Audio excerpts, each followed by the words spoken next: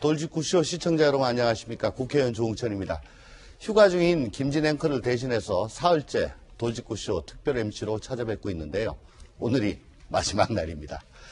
들썩이는 세종 집값 등 부동산 대책을 둘러싼 잡음을 비롯해서 피해자 측이 제보했다는 박원순 전 시장의 아이폰 비번을 둘러싼 2차 가해 논란, 그리고 밤사이 장맛비가 계속되면서 부산을 비롯해서 전국적으로 비 피해가 발생했다는 소식까지 오늘도 다양한 소식이 준비되어 있습니다.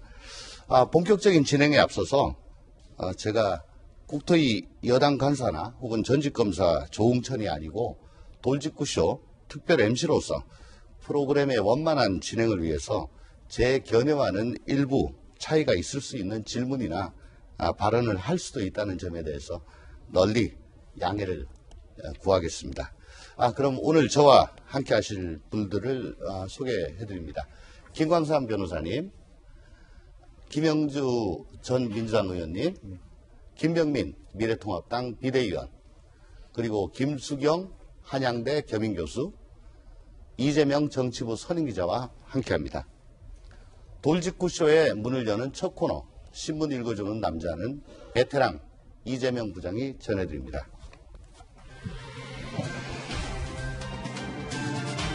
네, 오늘 조간신문에서는 어떤 내용을 주요 기사로 다뤘을까요? 지금 같이 살펴보시죠. 먼저 동아일보입니다. 코로나 역성장 쇼크. 지난 분기 경제성장률이 마이너스 3.3%로 1998년 외환위기 이후 가장 낮은 것으로 나타났습니다. 그래프를 보시면 올해 1분기 때 마이너스 1.3%, 올해 2분기 때 마이너스 3.3%로 뚝 떨어졌습니다. 이런 추세라면 한국은행이 전망한 올해 경제성장률 마이너스 0.2% 달성도 힘들 것이다. 이렇게 동아일보는 전망하고 있습니다.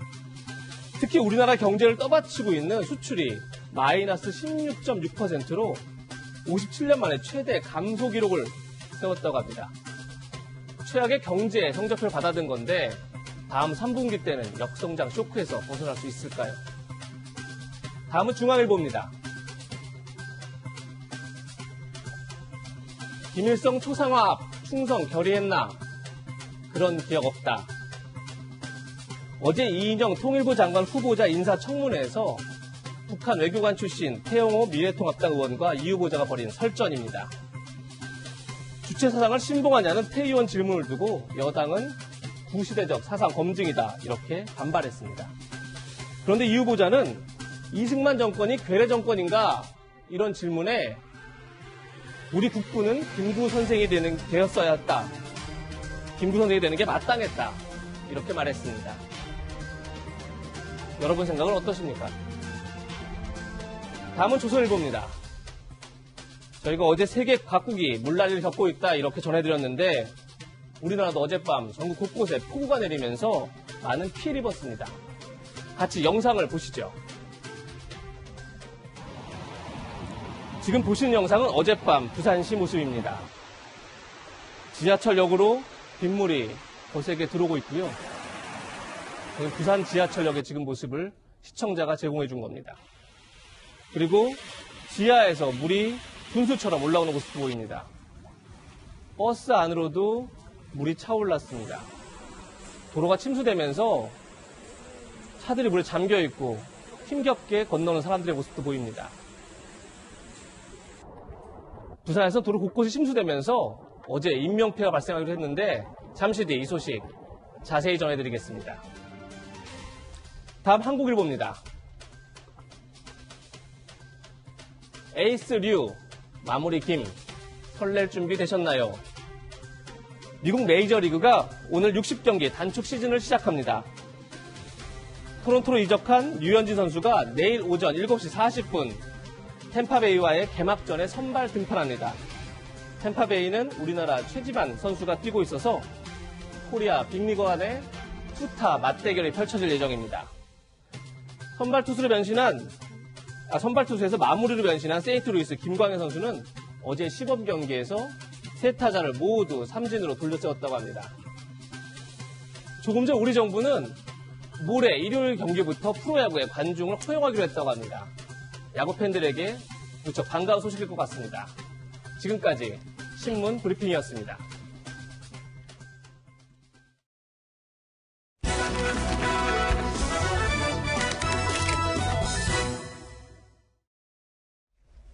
오늘 첫 번째 이슈는 정책 잘 작동한다더니입니다. 불과 한 달 전까지만 해도 부동산 정책이 종합적으로 작동하고 있다고 했던 김현미 국토부 장관이 어제는 집값이 올라서 죄송하다고 고개를 숙였습니다. 하지만 국토부 장관이 대답한 그 올라서 죄송하다는 집값의 수치를 두고 논란이 일었습니다. 민심이 체감하는 바와는 다른 11%라는 수치의 근거는 무엇이었을지 일단 한번 들어보시겠습니다. 문재인 정부 들어와서 집값 폭등 인지하고 계시나요? 네, 잘 알고 있습니다. 어느 정도 올랐다고 보시나요? 감정원 통계로 11% 정도 올랐다고 알고 있습니다. 몇 퍼센트요? 11%라고 알고 있습니다. 11%요? 네네. 전 세계적으로 유동성이 과잉으로 공급되고 또 최저금리 상황이 지속되면서 이재명 기자, 경실련은 현 정부 들어가지고 서울 아파트 값이 53%가 올랐다 이렇게 했습니다. 왜 이렇게 차이가 나는 겁니까? 예, 그러니까 서로 기준이 다른 것 같습니다. 김현미 장관이 얘기한 11%는 한국감정원 통계입니다. 그러니까 현 정부가 들어서 2017년 5월부터 그리고 올해 5월까지 3년간의 집값 상승률을 계산한 건데 이 감정원의 이 통계는 서울에 있는 모든 아파트 그리고 연립, 단독 그러니까 모든 주택의 가격 상승 평균을 낸 값이기 때문에 사실 어떻게 보면 잘 매매가 되지 않는 어떻게 보면 서울 변두리에 있는 주택까지 모두 포함한 가격입니다. 그만큼 어떻게 보면 실수요자들이 많이 몰리는 아파트 값을 제대로 반영하고 있지는 않은 그런 통계일 수 있는 겁니다. 반면 지금 경실련에서 얘기하는 통계는 KB은행에서 하고 있는 그러니까 민간 기구죠. 민간 기관에서 하고 있는 이제 값을 가격 이제 그 중심으로 통계를 낸 건데 서울 아파트값 중위 가격을 기준으로 한 겁니다. 53% 급등이라고 하는 건. 그러니까 중위 가격이 뭐냐면 서울 아파트가 가장 비싼 아파트부터 가장 싼 아파트까지 줄을 세웠을 때 그 가운데 값을 얘기하는 겁니다. 그 가운데 값이 53% 올랐다는 거는 결국 6억 아파트가 지금 9억이 됐다는 거고 8억 아파트가 12억이 됐다. 이제 이런 의미입니다. 그렇기 때문에 어떻게 보면 지금 아파트 값의 시세에는 좀 더 경실련 자료가 좀 더 부합하는 게 아닐까 그렇게 보입니다. 네. 김영민 비대위원. 네. 오래 보입니다. 어떨 때는 다주택자의 그 투기 수요가 집값 폭등의 원인인 것처럼 얘기를 하다가 또 어저께는 전 정권의 규제 완화, 또 세계적인 유동성 과잉, 또 이런 것이 원인이라고 했습니다. 네. 어떻게 일관성이 없는 겁니까? 김현미 장관이 이 같은 발언을 보게 되면 특히 서울 수도권에서 내 집 마련의 꿈이 점점 멀어지고 있고 지금 부동산 정책 때문에 실수요자뿐 아니라 전세값이 폭등해서 전세에 대한 내 집 주거에 대한 불안까지 느끼고 있는 우리 시민들과 국민들 입장에서는 좀 허탈한 발언이 아닐까라는 생각이 듭니다. 특히나 전 정부가 규제를 많이 완화했기 때문에 여기에 대한 원인을 얘기하기도 했는데요. 지금이 만약 2017년도, 18년도 정도면은 전 정부 탓을 할 일말의 여지들이 있지 않을까라는 생각이 들지만 벌써 2020년 문재인 정부 집권 4년 차에 접어들었습니다. 정권의 임기가 채 2년도 남지 않았는데 지금 현재 22번째 부동산 대책을 내고 또 부동산 대책을 낼 때마다 시장은 이런 정부의 정책을 비웃기라도 하는 듯 오히려 엉뚱한 방향으로 더 폭등하게 되는 과정들을 우리가 충분히 목도할 수 있었는데요.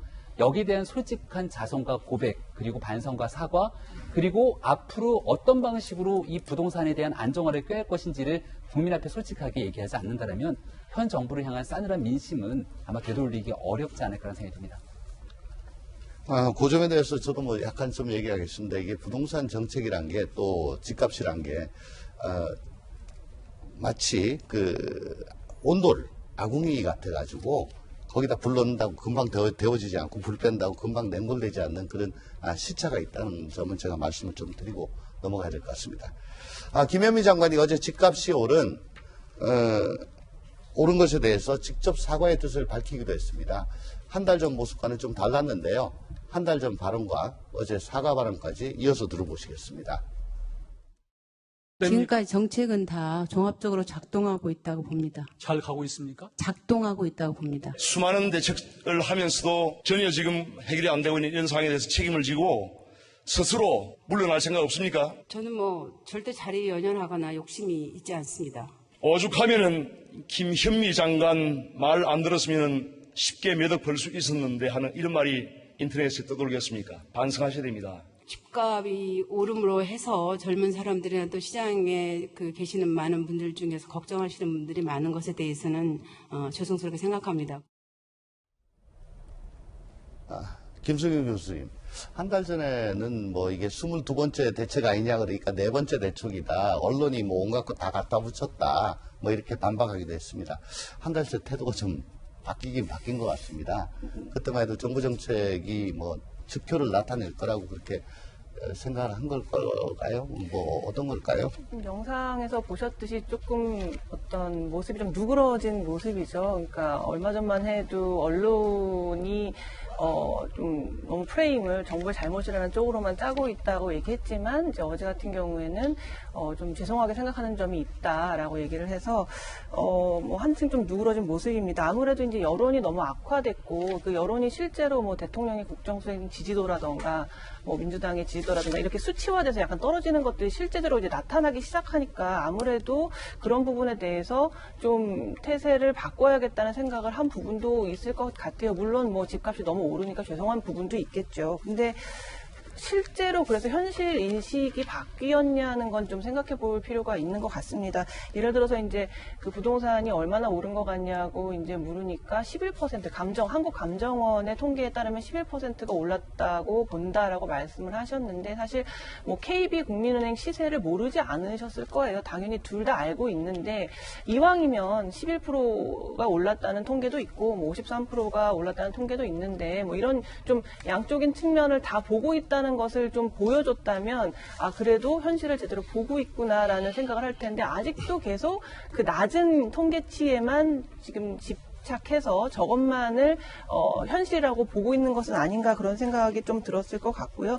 전 정부가 규제를 너무 많이 풀어놔서 그거를 이제 다시 잡기가 너무 어렵다고 얘기한 부분도 아까 김병민 비대위원 말씀에 좀 동의를 하는 것이 이제 3년이 더 지나갖고 이제 아직도 이제 전 정부 탓을 하는 것이 좀 적절치는 않다. 왜냐하면 전 정부 때문에 아무것도 바뀔 수가 없다면 사실 정권을 그렇게 열심히 잡으면 안 됐던 거죠. 이제 정권을 잡는다는 거는 우리가 전 정부에 그러한 뭐 착오가 있었다 하더라도 그것을 우리가 바꿔보겠다는 게 있고 그걸 국민이 믿었기 때문에 표를 준 거기 때문에 전 정부 탓은 이제 그만하시는 게 여러 가지로 좋지 않을까 하는 생각이 듭니다. 네, 김광삼 변호사님. 정부가 대책 내놓을 때마다 서울 아파트 매매값은 물론 전세가까지 올랐다고 뭐 그런 지적도 있습니다. 최근 수치 어떻게 나오는지 좀 말씀해 주시겠습니까? 그런데 김현미 장관이 아파트가 11% 정도 올랐다고 얘기했는데 이게 한국감정원에서 낸 통계로 보입니다. 그런데 한국감정원은 이게 중위권 어떤 아파트 가격을 얘기한다랄지 또 전세도 마찬가지예요. 중위권 이상의 아파트의 어떤 오름세를 얘기하는 게 아니고 전체적인 아파트에 대한 오름세 여부를 하기 때문에 사실 저것은 이제 현실에서는 좀 동떨어진 그런 통계다 이렇게 볼 수 있어요. 그러니까 우리가 체감하는 것과는 동떨이다 볼 수 있는데 이 아파트 값만 보면 7주 연속 오름세입니다. 그런데 다 합쳐도 사실은 1%가 안 돼요. 그러면 아파트 값이 1%도 안 올랐는데 이게 오른 거라 볼 수 있느냐? 그럼 이제 저 감정원의 어떤 통계는 굉장히 좀 착시적인 효과가 있을 수 있다고 보고, 그 다음에 전세값을 보면 56주가 연속 상승을 탔습니다. 그럼 대부분 보면 뭐 0.16, 0.26, 0.36 이거 다 합쳐도 사실 몇 퍼센트 되지 않거든요. 그렇지만 이제 중위권 이상으로 가면 아파트의 전세값이 천정부지로 오르고 있다. 근데 아마 그런 것 같아요. 근데 부동산에 대한 대책 자체가 세금 위주로 가다 보니까 사실 아파트를 보유하고 있는 사람들은 이제 보유세를 내야 하고 뭐 양도소득세, 취득세 있기 때문에 이걸 의식해서 전세값 올리는 경향이 있고요. 그 다음에 중요한 부분은 임대차이자 3법이 통과되기 직전이거든요. 그러면 결국 전세값을 올리기 어려워지기 때문에 전세를 값을 아주 올려서 받으려고는 그런 매물이 전세 대기 수요가 좀 있는 것 같은데 중요한 것은 그런 것 같아요. 일단 부동산 대책이 나오면 사실 부동산 가격을 오르는 걸 막아야 하는데 전세 가격이 더 덩달아서 오르는 부작용을 나타나고 있단 말이에요. 그래서 지금 시중에는 전세가 씨가 말랐다 이런 얘기를 많이 하고 있습니다. 그래서 오히려 무주택, 주택을 가지고 있지 않는 사람들이 전세로 들어가는 데서 고통을 얻게 되고 또 집을 가진 사람들이 굉장히 세금을 인해서 엄청나게 고통을 느끼는 이중적인 그러한 모습이 나타나기 때문에 이제까지 대책을 크게 보면 4번이고 이걸 보완하는 측에서 보면 22번이나 이렇게 얘기할 수는 있지만 과연 이게 앞으로 잡힐 것인가 7.10 대책에 의해서 잡힐 것인가 거기에서는 좀 굉장히 의구심을 가질 수밖에 없습니다. 오늘 자꾸 이제 감정원하고 또 KB 혹은 부동산뱅크 그 가격하고 지금 자꾸 논쟁이 되고 있는데 제가 알고 있는 한은 KB라든가 이런 쪽은 호가까지 다 포함을 하고 있습니다. 그래서 좀 차이가 있을 수밖에 없는 거니까요. 그것도 좀 양해를 좀 바랍니다. 김영주 의원님, 네. 어쨌든 자꾸 이렇게 불만이 나오니까 우리 김현미 장관님 경질해야 되는 거 아니냐 이런 얘기도 좀 있습니다. 어떻게 될 것 같습니까?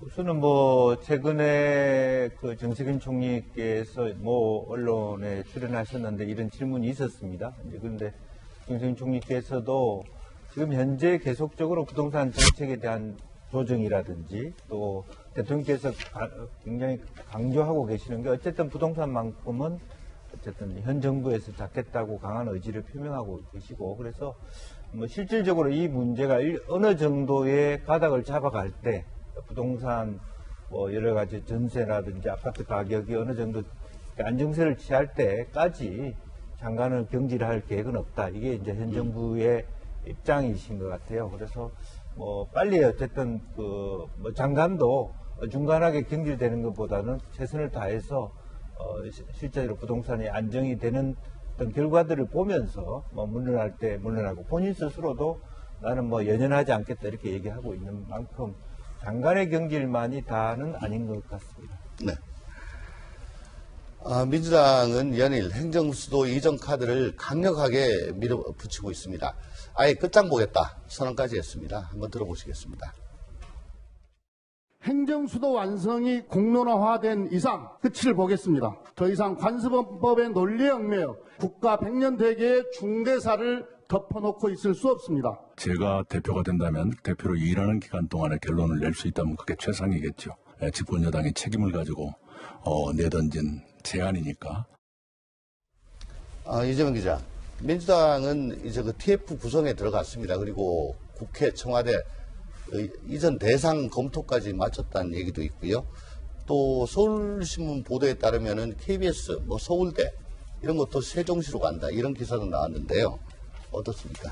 그래서 저도 계획을 정확히 본 게 아니기 때문에 어디까지 지금 계획이 있는지 정확히 알 수 없으나 그런데 아마도 이제 세종시가 지금 여당이 얘기하는 거는 행정수도 완성이다 이런 표현을 쓰고 있지 않습니까? 그렇게 되려면 당연히 국회와 청와대가 이전하는 건 그건 분명한 사실일 것 같고 그건 당연히 이전이 검토될 것 같고 근데 거기에 우리가 계속 예전부터 세종시 논쟁이 처음 있을 때부터 세종시가 자족기를 가지려면 거기에 기업과 대학도 같이 이동해야 된다 이런 얘기가 예전부터 있었죠. 그런 점에서 지금 여권이 아마 그 부분까지를 검토하고 있는 정확히 알 수 없으나 어쨌든 국회 청와대는 분명한 사실인 것 같습니다.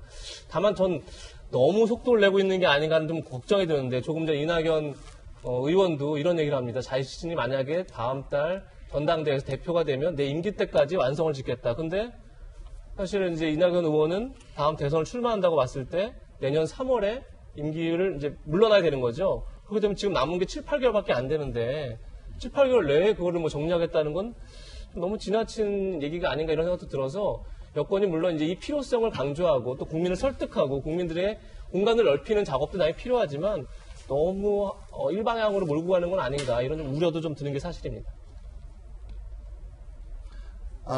민주당의 이 같은 드라이브에 통합당은 제동을 거는 것으로 일단 입장을 정한 것 같습니다. 김종인 비대위원장의 발언 한번 들어보시죠. 국민들의 원성이 높아지고 대통령의 지지율이 급락하니까 급기야 내놓은 제안이라는 것이 뭐냐면 수도를 세종시로 옮기겠다는 이런 얘기까지 지금 하고 있는 겁니다. 과연 이것이 정상적인 정부의 정책으로 내놓을 수 있는 것이냐에 대해서 그러면 세종시에 가서 부동산 투기가 또 과열된다면 그 다음엔 어떻게 할 거예요? 상식에 맞지 않는 지금 발상을 하지 않았나 이렇게 생각을 해요. 김병민 비대위원님. 네. 김종인 위원장이 저렇게 말씀을 하고 계시는데 당내에서 일부 찬성하는 목소리도 있고 또 충청권 민심도 또 고려해야 되고 결국 통합당이 뭐 속수무책 아니냐, 결국 민주당 뜻대로 될 거 아니냐, 이런 관측이 있습니다. 속수무책이었으면 좋겠다라고 하는 민주당의 생각이 있지 않을까 하는 생각이 드는데요. 제 생각이 아니고요. 네, 그런 민주당의 생각이 있을 거라고 얘기를 드리는 건데, 제가 아쉬운 건 이 국가에 대한 국토 균형 발전도 하고 수도권 과밀화 현상도 해소하기 위한 우리 정부 정치권의 모든 노력이 있어야 되는 건 매우 당연한 일입니다. 하지만 이런 국가의 어마어마한 중차대한 문제, 수도로 옮기겠다는 거거든요. 2004년에 이미 헌법재판소 판결이 위헌으로 결정이 났으면 이 문제를 뒤집기 위해서는 헌법 개정상이 필수적입니다. 헌법을 개정하기 위해서는 전국민적 동의가 필요하죠. 그러면 그 전국민적 동의를 얻어내기 위한 국가 국민들의 공론의 장이 필요할 텐데, 이 정도의 엄청난 일들을 지금 그렇게 드라이브를 걸면서 몰아붙이려면 해야 되는 반드시 중요한 조건들이 있어야 된다고 저는 생각합니다. 그게 바로 불과 몇 개월 전에 우린 전국 단위 선거를 치렀는데요. 21대 총선에서 국회의원을 뽑는 선거에 각 정당은 공약 지급을 통해서 국민께 이런 방식으로 앞으로의 4년 21대 국회를 끌어가겠다고 약속을 합니다. 더불어민주당이 당연히 이런 얘기를 끄집어냈기 때문에 그 공약집에 행정수도 이전에 대한 완성이라고 하는 표현, 청와대도 옮기고 국회도 옮기고 이런 내용이 들어가 있나 제가 더불어민주당의 공약집을 살펴보니까 어디도 그런 내용이 있지 않습니다. 그렇다면 지금 갑자기 김태년 원내대표가 교섭단체 대표연설을 통해서 국회도 옮기고 청와대도 옮기고 수도 이전을 완성을 하겠다고 주장하고 있는 이 일련의 상황들은 정치적으로 해석할 수 있는 여지가 충분하고, 부동산 문제 때문에 코너에 몰리고 박원순 서울시장 문제 때문에 여론이 싸늘하게 식어가는 부분들을 2022년 대통령 선거에서 충청 표심까지 결부지면서 우리 이렇게 갈 건데 야당 따라올 거야 말 거야, 이런 식으로 접근하는 것은 아닌가에 대한 진정성 결여를 말씀드리는 거고요.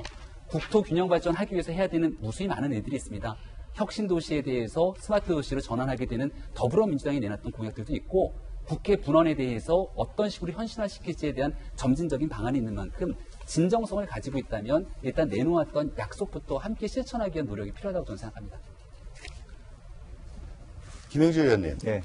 근데 행정수도 이전 얘기가 나오기 전부터 네. 세종시의 집값 상승률은 전국 최고였습니다. 예. 근데 이번에 이 논의가 안 그래도 불 붙는 집에 기름을 부은 격이라는 지적도 있어요. 그렇습니다.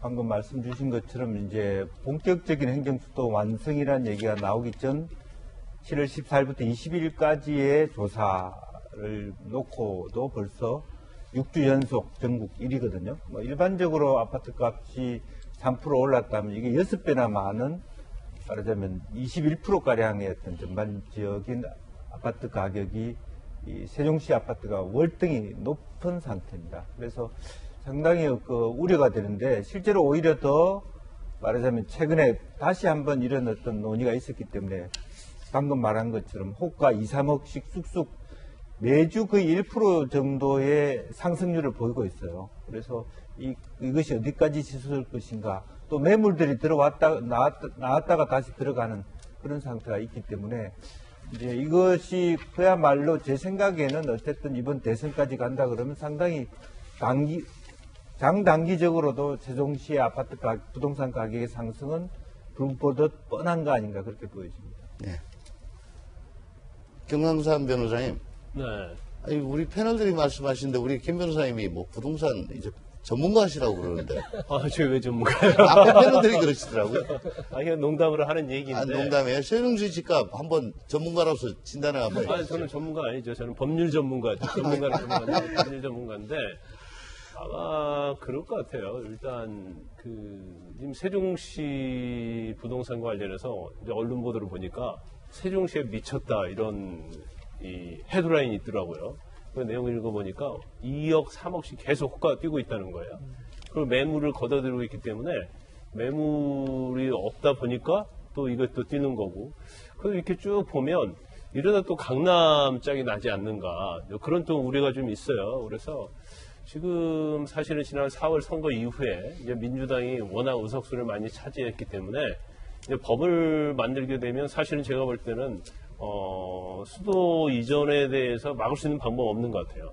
아까 말씀하신 것처럼 지금 뭐 통합돼서 할 수 있는 일이 전혀 없거든요. 거의 속수무책이라고 볼 수 있고 더군다나 이제 국민의 상당수 많은 분들이 행정수도 이전에 대해서 이제 찬성하시는 분들이 상당히 많기 때문에 근데 민주당이나 여당이나 청와대 입장에서 보면 밀어붙일 수 있는 명분이 충분히 되는 거죠. 그렇지만 한 가지 좀 걱정되는 게 있어요.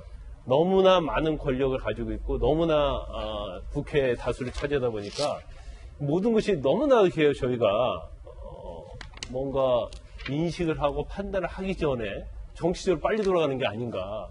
근데 너무 빠르게 가다 보면 이제 부작용이 있을 수밖에 없거든요. 그래서 아무리 민주당의 여당이 많은 국회의원 수를 가지고 있다 하더라도 적어도 입법을 하고 더군다나 수도권 이전하는 데 있어서는 단순한 밀어붙이기보다는 점차적인 방법에 의한 이전이 타당하다. 저는 그렇게 봅니다. 네. 특히 부동산 관련해서도 지금 계속 정부에서 대책을 내놓으면 부동산이 오르고 있는데 행정수도 이전 자체는 이제 국가 균형 발전이 가장 큰 명분이 돼야 한다고 봐요. 그런데 오히려 부작용이 지금 부동산에서 일어나고 있잖아요. 그래서 그런 부분까지 어떻게 풀어나갈 것인지 그런 로드맵이 만들어지면서 천천히 가야지 이걸 그냥 우리는 TF 구성해서 모든 걸 옮기겠다, 밀어붙이겠다 하는 방식은 결과적으로 보면 국가의 정체력적 국가 시스템에 있어서 잘못한 부작용이 있을 수 있는 측면도 있기 때문에 좀 상당히 신중을 했으면 좋겠다 이런 생각을 해봅니다. 네. 저희가 준비한 두 번째 이슈는 바로 아이폰 비번을 안 죄입니다. 박원순 전 서울시장의 성추행 피해자 A씨의 호소에도 불구하고 피해자를 의심하거나 피해 내용의 증거를 요구하는 등 2차 가해 논란은 끊이지 않고 있습니다. 이번에 피해자 측이 제보했다는 아이폰 비번을 두고 말이 많은데요. 이재명 기자, 어떤 내용인지 한번 좀 짚어주시죠. 사실 아이폰 비밀번호가 설정되어 있으면 그걸 해제하는데 굉장히 오래 걸리죠. 만약 기계가 한다 그러면 몇 달이 걸릴지, 몇 년이 걸릴지 알 수 없는 건데 경찰이 이제 엊그제 그걸 풀었죠. 그래서 어떻게 풀었나 했는데 피해자 측의 도움을 받았다 이렇게 얘기를 했습니다.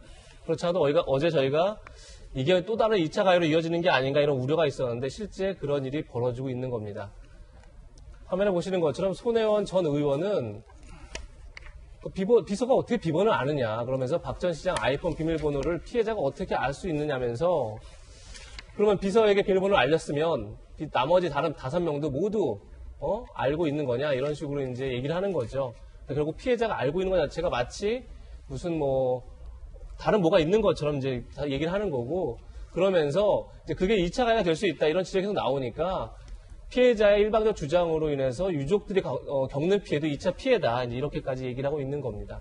사실 어제도 이제 김재련 변호사가 아까 피해자 측 변호인이 여러 차례 얘기를 했지만 이게 공용폰입니다. 공용폰이기 때문에 사실 그것을 어떤 식으로 활용했는지는 사실 자세히는 알 수 없으나 공용폰인 만큼 비밀번호를 비서에게 알릴 수 있죠. 그리고 다른 비서도 공유할 수 있고요. 왜냐하면 공용폰이라는 게 언제든 여러 명이 같이 이제 일정 같은 걸 공유할 수 있고 하기 때문에 여러 가지 가능성이 있다 이렇게 얘기를 한 건데 그걸 또다시 이제 의심을 하고 있는 거고 사실 2차 가해가 거기서 멈추지 않고 있는 거죠.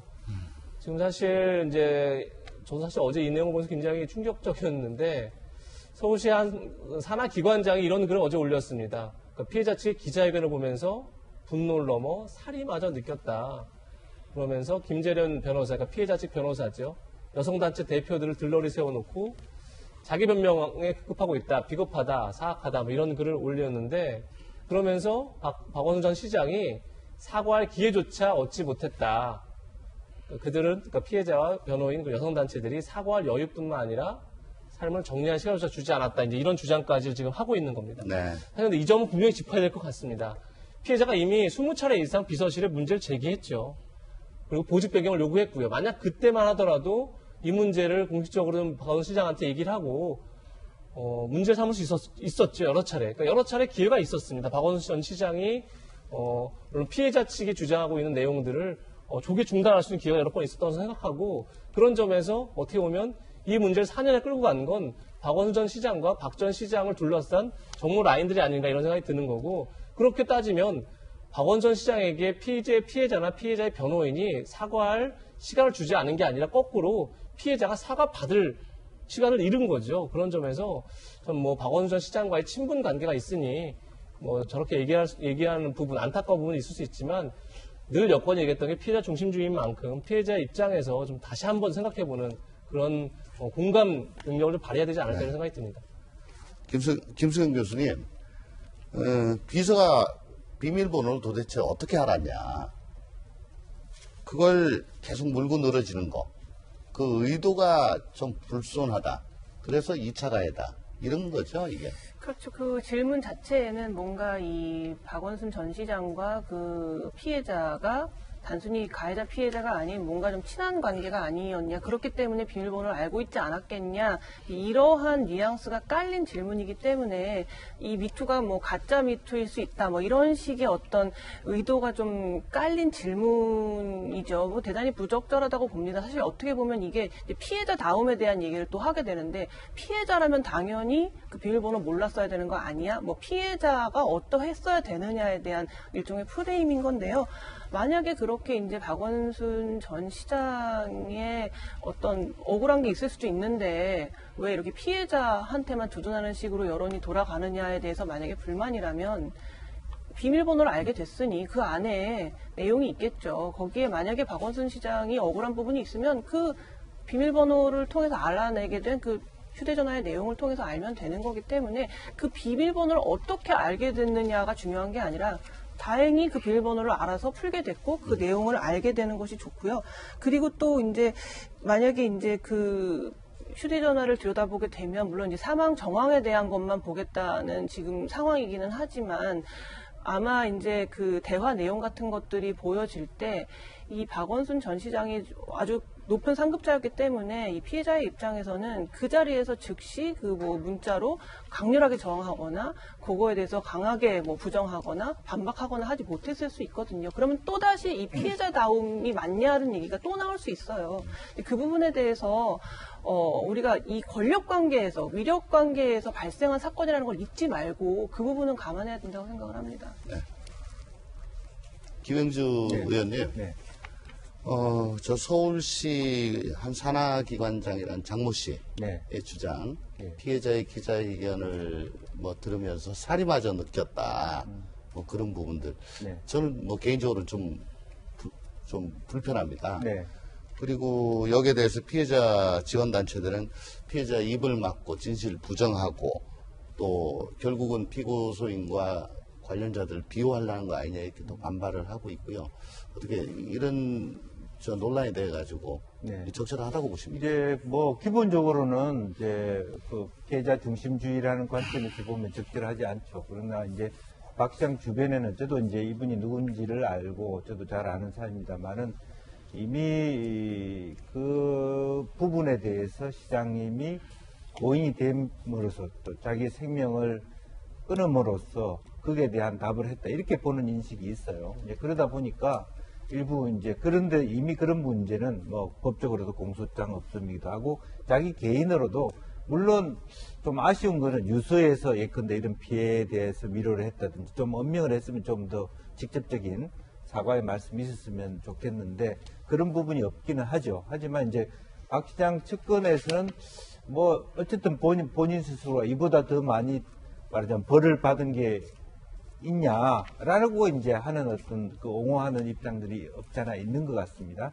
이제 그런 부분들이 조금 이러한 발언을 내고 있지 않느냐 생각이 들고 어쨌든 핵심은 시장이 그 피해자 측에 피해를 가한 것이고 또 그 피해를 호소한 것에 대해서 서울시의 주변 분들이 적절하게 대처하지 못한 것이기 때문에 그런 비판과 피해자의 입장을 말하자면 주장하는 것에 대한 정당성은 인정해야 될 것이다. 그렇게 봅니다. 네.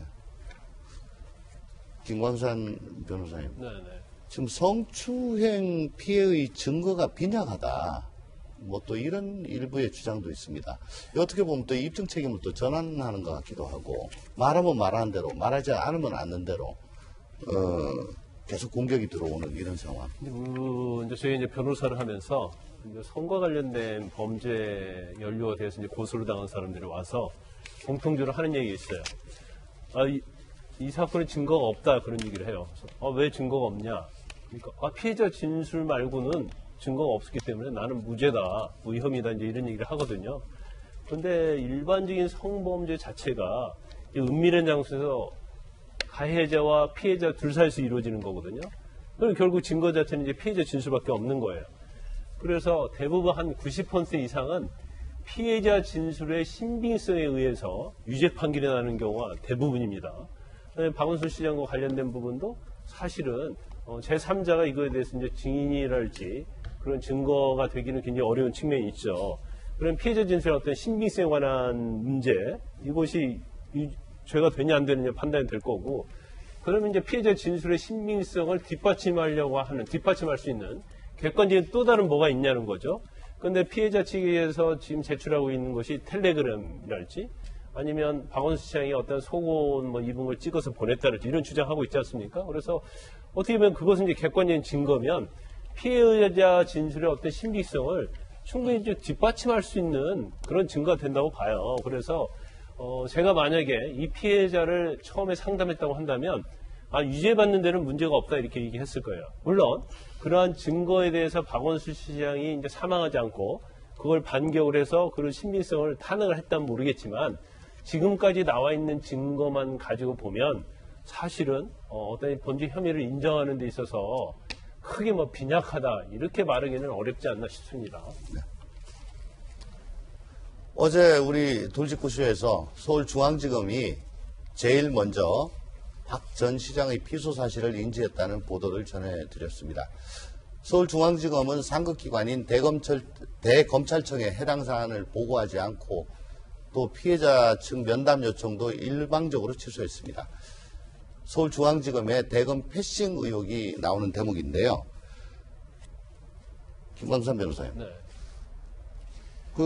검찰 사무보고규칙이라고 옛날에 저 있는 걸로 기억을 하고요. 사무보고규칙. 예, 거기에 보면 차관급 이상에 대해서는 필수적으로 보고를 해야 되고 또 사회적 이목이 집중될 걸로 예상되는 그런 사안에 대해서도 대검, 법무부에 다 보고를 해야 되는 걸로 되어 있지 않습니까? 근데 중앙지검이 이런 중대한 사항을 대검에 보고를 안 했다고 그래요.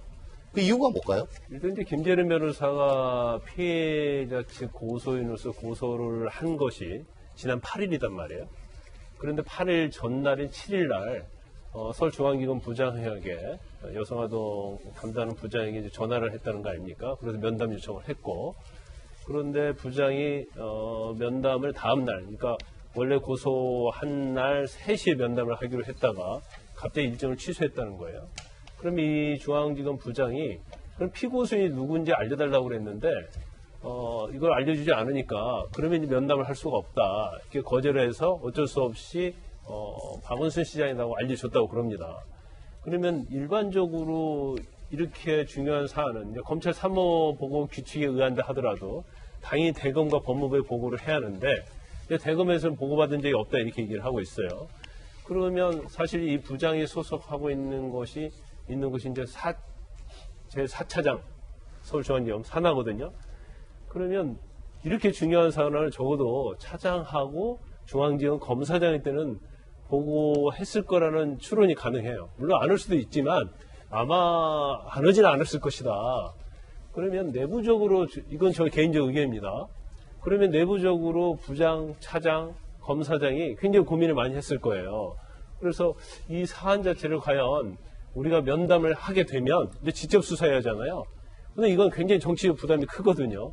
그리고 일반적으로 선거 관련된 수사는 검찰에서 직접 수사하지 않습니다. 거의 경찰에서 수사를 하거든요. 아무리 고위직이라 할지라도. 아마 제 기억으로는 검찰에서 고위직에 대해서 성범죄 관련 수사를 직접 수사한 적은 없는 걸로 기억을 하고 있거든요. 그러면 결국 이건 경찰에 고소해서 수사하는 게 맞다. 그래서 면담 일정을 취소하는 게 아닌가. 근데 문제는 이제 이거예요. 근데 면담 일정은 취소할 수 있어요. 그런데 지금 문제가 되는 것은 그러면 박원순 시장을 피소가 됐다는 사실을 누가 젠더특보, 서울시 젠더특보에 알려줬느냐. 이게 왜 새어나왔느냐. 이게 지금 굉장히 박원순 시장 사망 이후에 중요한 쟁점으로 드러나고 있는데 이제까지는 이제 경찰이냐, 청와대냐, 아니면 시민단체냐, 이런 게 굉장히 많이 논란이 있었는데 여기에 이제 검찰이 더 끼어들게 된 거죠. 그리고 이 피해서 사실의 어떤 누설에 대해서 지금 서울지검 형사 2부에서 수사를 하고 있는데, 그러면 만약에 중앙지검에서 이 사실을 외부로 누설됐다고 한다면 본인들이 누설해놓고 본인들이 수사하는 격이 될 수 있거든요. 그래서 이 부분에 대해서도 중앙지검에서 좀 정리가 되지 않겠느냐 싶습니다. 확실히 요즘 검찰의 모습을 보면 좀 많이 낯섭니다. 그러니까 수사를 하고 말고는 중요한 게 아니고, 이런 일로 인해 가지고 고소 대리인이 면담 신청이 왔다. 나는 그 사실 자체가 정보보고 대상이거든요. 그럼 마땅히 즉시 저 내부의 검사장까지, 그리고 대검 법무부까지는 보고가 돼야지. 이게 지금 대검에 빠졌다고 해서 대검에서 진상 파악을 지금 지시했다고 하잖아요. 그건 도저히 이해가 안 되는 건데, 어쨌든 이성윤 중앙지검장 들어오고 난 다음에 뭔가 이상해요. 김영민 비대위원님, 이게 제가 보기에는 그 부장검사가 독단적으로 이런 판단을 못합니다. 이거는. 그러니까 지금 대검에서 조금 전에 왜 면담 일정을 취소했는지에 대한 진상을 보고하라고 얘기가 나왔기 때문에 이 부분에 대해서 신속한 규명이 필요하고요. 추미애 법무부 장관 들어서 우리 법무부 그리고 검찰 조직 내에서 계속 강조하는 게 위계질서 강조하지 않았나요? 뭐 명을 거역했다 등에 대한 얘기가 나왔는데, 지금 상황대로 가게 되면 위계질서 자체가 완전히 무너진 상황으로 봅니다. 그리고 서울중앙지검에 있는 이성윤 지검장은 누가 뭐래도 이제 하도 많이 뉴스에 보도돼서 국민들도 인지하시겠습니다만 대통령 청와대 권력과 가까운 것 아니냐. 문재인 대통령의 대학 후배이기 때문에 그런 내용들까지 이어지고 있는 터라, 과연 여기에서 지금 국민들이 궁금해하고 있는 국가 권력 시스템에서 이런 문제들이 혹여나 검찰을 통해서 유출된 것은 아니야? 라고 의심할 수 있는 여지들이 남아 있습니다. 따라서 이 문제에 대한 검찰의 신뢰가 국민으로부터 완전히 결여되기 전에 조금 더 독립적이고 이 문제를 가지고 공명정대하게 수사하고 사건의 진실을 밝혀내기 위한 검찰의 의지, 저는 더 나아가서 추미애 법무부 장관이 이런 의지까지 밝혀줬으면 좋겠다는 생각입니다.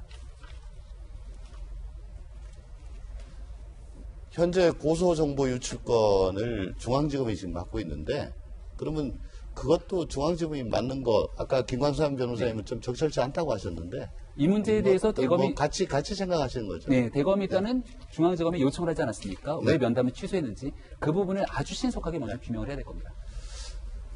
예. 이재명 기자, 온라인 통해 가지고 이른바 이제 피해자 고소장이라고 하는 것이 떠돌았다는 적이 있습니다. 근데 그 문건의 정체가 밝혀졌다고 하죠, 그게. 예, 그러니까 지난 8일 날 고소가 이루어졌죠. 그리고 9일 새벽에 이제 박원순 시장이 극단 선택을 하고, 바로 9일 오전부터 사실 피해자의 고소장에다 이런 내용이 급속도로 이제 확산됐었죠. 그런데 물론 이제 변호인은 고소장이 아니다 밝혔었는데, 그게 뭔지가 이제 지금 확인된 겁니다. 근데 이제 피해자가 직접 고소장은 아니지만 1차 진술했던 내용이다, 이렇게 지금 알려지고 있습니다.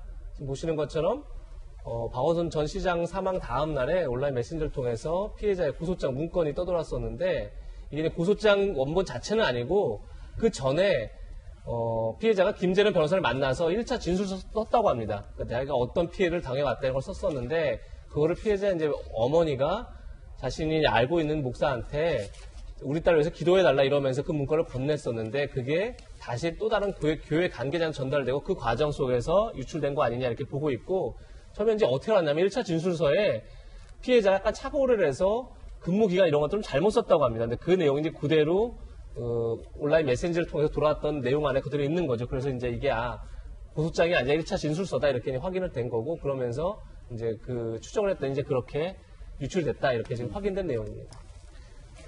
김승윤 교수님, 그 유출자가 다름 아닌 피해자의 어머니가 친분 있는 목사님이다.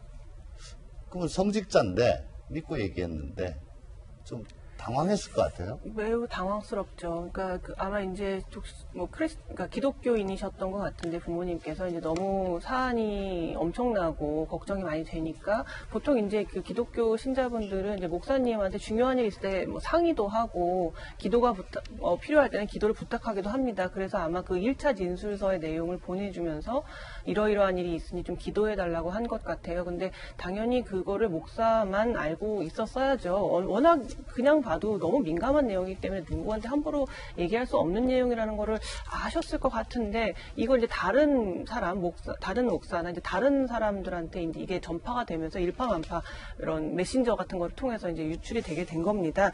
이게 2차 가해에 대한 인식이 제대로 이제 안 정립되어 있어서 그런 것 같아요. 이제 조용히 있어야 하는 순간에 막 2차 가해 말을 하기도 하고 혹은 도움을 적극적으로 줘야 되는 순간에 침묵하기도 하고 이런 2차 가해에 대한 인식이 분명하게 정립되어 있지 않기 때문에 이런 일이 발생하는 것 같고 또 이제 입장을 바꿔보면 좀 2차 가해가 무엇인지에 대해서 생각해 볼 수 있을 것 같아요. 내가 피해자의 입장이라면 지금 내가 하는 말 혹은 내가 침묵하는 것이 피해자에게 도움이 되는가 피해자를 한 번 더 상처 주는 것인가를 생각할 때 2차 가해가 어떤 것인지를 우리가 좀 가늠해 볼 수 있을 것 같고요. 마지막으로 한마디만 말씀드리고 싶은 것은 사실 아까도 이제 여러분이 지적하셨듯이 이제 정치인이나 이런 분들이 이제 2차 가해가 이제 계속되고 있는데 물론 뭐 박원순 전 시장을 지지하는 분도 계시고 그 중에 이제 문재인 대통령을 지지하는 분들도 계십니다. 그러니까 문재인 대통령께서 지금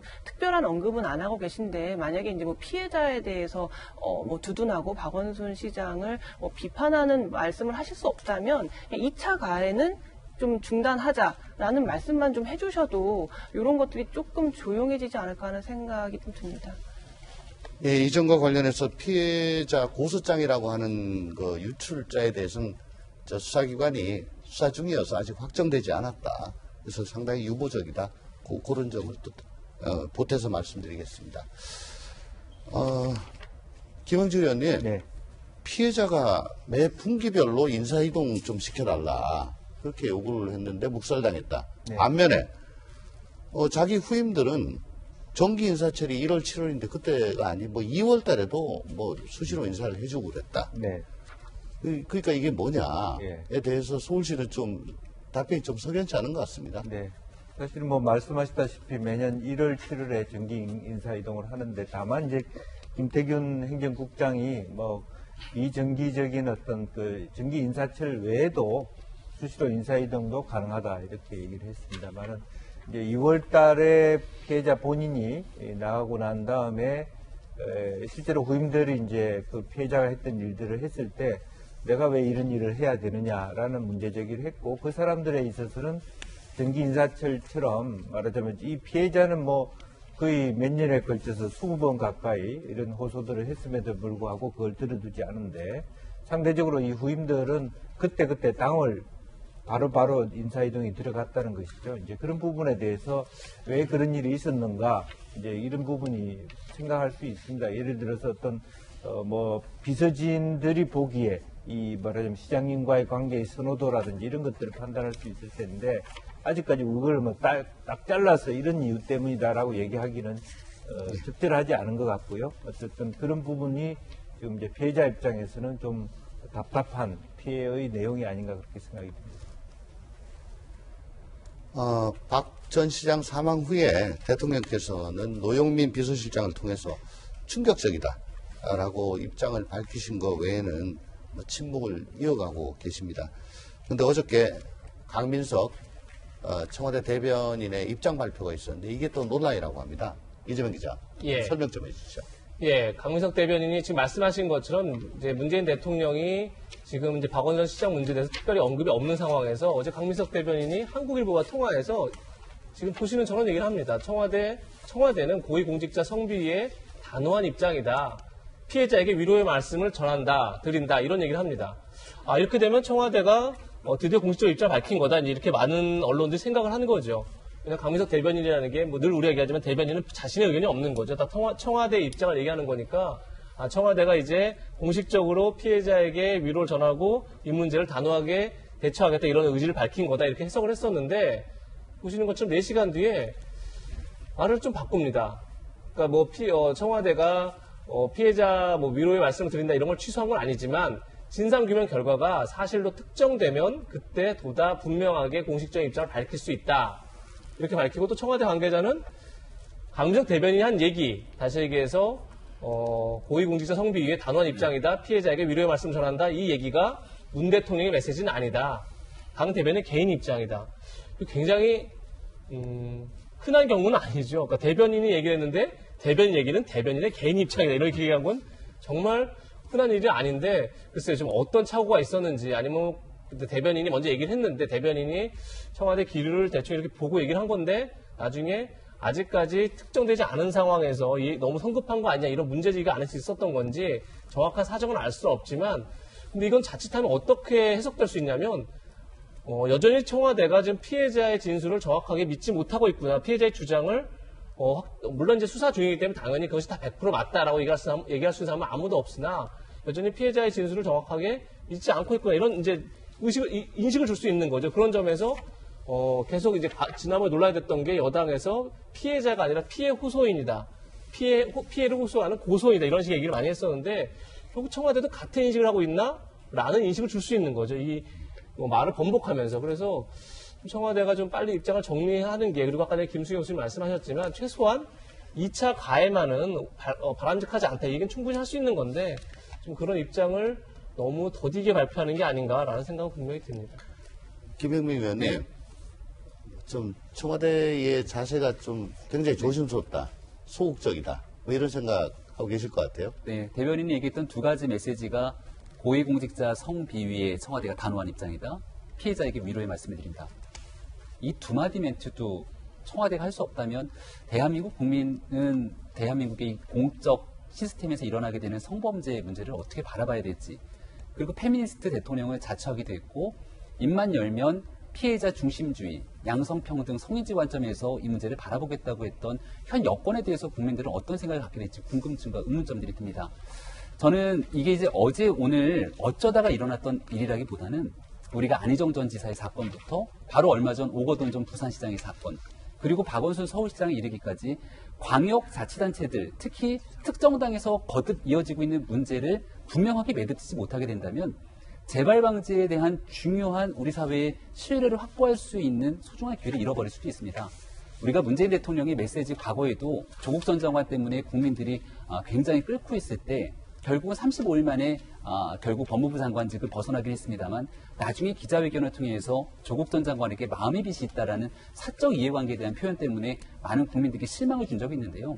이 공직을 수행하는 과정에서 사적 이해관계를 떠나고 정파적 이해관계를 떠나서 모든 국민들을 위해 행해야 될 기본적 도덕적 가치가 있다고 믿는 만큼 여기에 대한 분명한 입장을 피력해 주시기 바랍니다. 오늘의 세 번째 이슈로 넘어가겠습니다.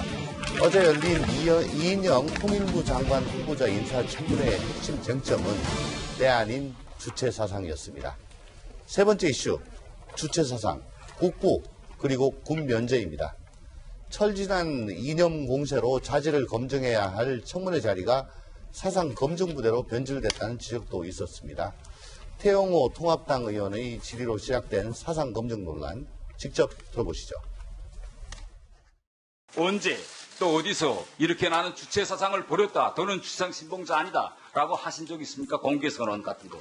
이른바 전향이라는 것은 태 의원님처럼 북에서 남으로 오신 분에게 전형적으로 해당하는 얘기 아니겠습니까? 이른바 사상 전향 이런 것들이 그렇게 명시적으로 강요되는지 모르지만 아직 남쪽의 민주주의에 대한 이해도가 떨어지는 것이다. 아직도 주체사상 신봉자십니까? 아니십니까? 그 당시에도 주체사상 신봉자는 아니었고 지금도 아니다. 뭐 이 점은 분명히 말씀드립니다. 오늘날 대한민국의 민주주의는 이인영 후보자와 같이 독재 시절의 수많은 청년들의 피와 땀으로 이루어진 겁니다. 그렇게 함부로 폄하할 대상이 아니고요. 천박한 사상 검증의 대상도 아닙니다. 대단히 유감입니다. 김수기 교수님, 저 태영호 의원의 어제 질의를 보면요. 사상 전향, 이게 지금 사실 논란입니다. 통일부 장관으로서 합당한 대북관을 갖고 있느냐. 이거 확인하는 건 물론 필요하죠. 그렇지만 지나치게 사상 검증에만 치중했다. 뭐 이런 지적도 있습니다.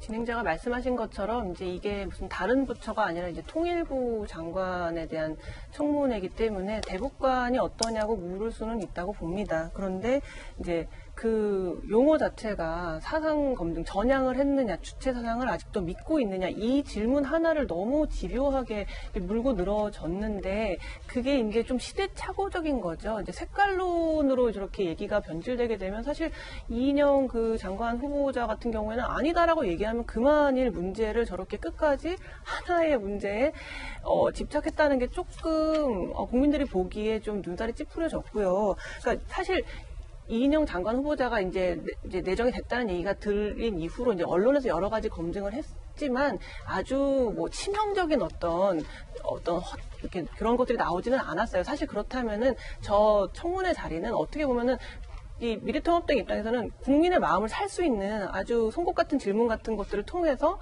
국민의 마음을 살 수 있는 어떤 무대일 수도 있는 건데, 저런 귀한 기회를 저렇게 허비한 거는 굉장히 작전 실패라는 생각이 들고, 사실 이것 때문에 다른 의원들이 했던 뭐 의미 있는 질문들은 다 묻혀버리고 모든 언론의 관심이 이거에만 집중이 돼서 미래통합당 입장에서는 굉장히 전략 실패라고 생각이 들고요. 또 한편으로는 이제 뭐 좀 질문이 물론 좀 부적절했다고는 하나, 또 이인영 장관 후보자는 아직 남쪽에 대한 이해가 부족하다, 남쪽에 대한 민주주의에 대한 이해가 부족하다는 식으로 꼭 맞받아쳤어야 하는지, 그리고 일부 이제 민주당 인사 같은 경우에 뭐 변절자라는 표현까지, 물론 그 이제 소셜 미디어에다 올린 다음에 이제 내리기는 했습니다만, 변절자라는 표현까지 쓰면서 우리 탈북민 출신이긴 하지만 어쨌든 대한민국 국민이고, 국민이 표를 줘서 선출된 국회의원에 대해서 그런 식으로 말을 하는 거는 결국 또 탈북민을 이등식민으로 보는, 좀 너무 아래로 보는 그런 시선도 조금 아쉽기는 했다는 생각이 듭니다. 김병민 의원님, 네. 어제 태용호 의원의 질의와 답변을 둘러싸고 통합당 내부에서도 이 뭐 구시대로 회귀하는 거 아니냐, 좀 부적절한 거 아니냐, 네. 뭐 이런 지적도 있다고 하는데 분위기 어떻습니까? 청문회를 통해서 후보자의 자질을 검증하고 도덕성 문제도 검증하고, 또 통일부 장관이기 때문에 명확한 대북관을 가지고 있는지를 검증하는 역할, 그 자리가 돼야 되는데, 아무래도 일부 과거로 회귀하는 듯한 발언 때문에 청문회 전체에서 나왔던 의미 있는 내용까지 좀 퇴색된 것 아니냐, 이런 지적도 있는 상황입니다. 저희 당에서 2명의 탈북자 출신 국회의원이 있는데요. 태용호 의원뿐 아니라 지성호 의원도 있습니다. 근데 어제 있었던 자리에서 의미 있는 발언 하나를 소개하면, 지성호 의원이 했던 발언이 오히려 이인영 후보자를 향해서 사진을 하나 보여주게 되죠. 그리고 여기에 나와 있는 인물들을 아시냐라고 묻게 되고, 북에 억류되어 있는 6명의 납북된 우리 국민을 모르고 있는 이인영 후보자에 대해서 이분들을 위한 앞으로의 활동에 대해서 묻습니다. 이인영 후보자의 표정이 굉장히 어둡더라고요. 그러니까 이런 내용들에 대한 질문을 바탕으로 과거가 아닌 미래에 대한 활동을 지적했으면 조금 더 좋았겠다라고 하는 내부적인 여론들이 있는 것 같고, 분명하게 과거에 있었던 이 색깔 문제로 접근하는 내용들이 당 정책의 기류나 그런 기조는 전혀 아니었다는 점도 말씀을 드립니다. 이재명 기자, 근데 또 한편으로는 여당 수속의 그 문정복 의원의 SNS 글이 또 뭐 논란이 됐다고 합니다. 내용이 어떤 겁니까? 예, 그것도 약간 충격적인데요. 지금 보시는 것처럼 태용호 의원의 이제 그 발언의 부적절성을 지적하면서 이런 얘기를 합니다. 태용호 의원의 발언은 변절자의 발악으로 보였다, 이런 얘기를 하는데, 변절자라는 건 기본적으로 북한이 탈북자에게 쓰는 용어인 거죠. 자유를 찾아 한국에 온 탈북자한테 우리나라 정부가 쓸 수 있는 용어는 아니라고 분명히 보이고요. 그런 점에서 물론 이제 조금 전에 김수경 교수님 얘기했지만, 이것을 그러니까 통일부 장관의 사상, 생각을 모를 수 있지만 그것을 사상 전향이라는 그런 표현을 쓰면서 강요하는 것 자체는 좀 무리가 있죠. 분명히 색깔론이다, 이렇게 볼 수 있는 측면이 있습니다. 그런 점에서 어떤 시대착오적인 태용호 의원의 발언을 지적할 수 분명히 있다고 봅니다. 그런데 그런 태용호 의원을 북한에서 보고 있는 변절자라는 단어를 쓰는 것 자체가 굉장히 어떻게 보면, 저는 솔직히 이인영 의원이 한 얘기 그대로 문정복 의원이 남쪽 민주주의를 제대로 이해하고 있지 못한 게 아닌가, 저는 그런 생각이 좀 들었습니다. 네. 김영주 의원님. 네. 근데 어제 이제 야당 의원들이 태 의원 발언에 대해 가지고 막 반박을 하니까 태 의원도 아니 나도 헌법기관이다. 그리고 야당 의원 압박하는 게 오히려 민주질서에 위배된 거 아니냐. 뭐 이렇게 또 태 의원이 태 의원 반박을 또 했다고 합니다. 입장에서는 뭐 본인이 할 수 있는 방어 그런 얘기 충분히 할 수 있죠. 이제 그런데 제가 이제 좀 다른 각도에서 좀 생각해 보면 미래통합당이 좀 아쉬운 점은 그런 질문을 꼭 태영호 의원한테 하도록 했냐. 인사청문회를 하면 사실은 아시다시피 여야가 각각 팀워크를 통해서 역할 분담을 하지 않습니까? 그렇죠. 예. 역할 분담이 좀 아쉬웠다라는 측면이 있고요. 그래서 본인도 뭐 나는 뭐 개별 국회니까 그 말은 100% 맞습니다. 아니 뭐 북한에 있을 때 주사파에 돼가지고 우리는 네. 어떻게 봤다 이런 얘기는 태영호밖에 못하는 거 아니에요? 그렇지만 그 얘기 물론 뭐 본인이 그렇게 얘기할 수 있지만 그것에 대해서 과연 누가 어떤 질문을 하는 것이 적절한가라고 하는 것을 좀 디테일하게 따지지 못했다. 결과적으로는 방금 우리 김병민 박사 얘기했지만 더 좋은 바로 옆에 사진에 보여주는 지성원의 좋은 질문들이 묻히는 결과지고 또 여전히 미래통합당이 갖고 있는 또 미래지향성보다는 색깔 논쟁, 냉전 세력 이런 것을 덧칠을 할 수 있는 오히려 역효과를 낳았다는 측면에서 아쉽다. 네. 그리고 태의원 말씀 그대로 우리가 받아들일 수 있는 얘기죠. 개별 검토기관으로서 하지만 그렇지만 어쨌든 그것은 당 차원에서의 어떤 인사청문회를 대하는 부분에 있어서는 조금 아직은 미진한 거 아니냐 이렇게 네. 생각이 듭니다. 예, 뿐만 아니고 청문회 전부터 계속 문제되었던 이 후보자의 아들 군 면제복 공방도 가열됐습니다. 들어보시겠습니다. 면제 판정을 받기 그 수십 통 되는 무거운 물통을 자유자재로 들고 있습니다. 어떻게 정리합니까? 수십 통의 물통을 자유자재로 들었다니요.